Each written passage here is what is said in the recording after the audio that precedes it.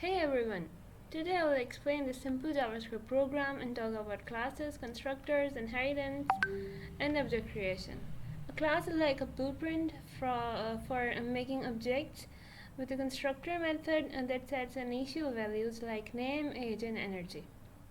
A person class has methods like sleep to increase energy and do something fun to decrease it.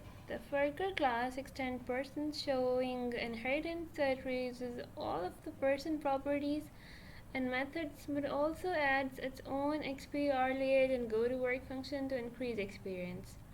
We create objects using the new keyword in the intern function and manager functions, giving them specific values.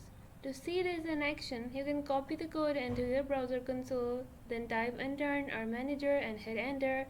In the console, you will see a work object printed with properties like name, age, energy, XP, and early age, reflecting the changes from calling go to work or do something fun.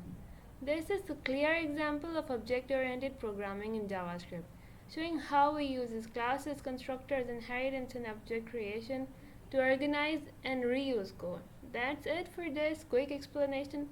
Like and subscribe for more easy JavaScript tutorials.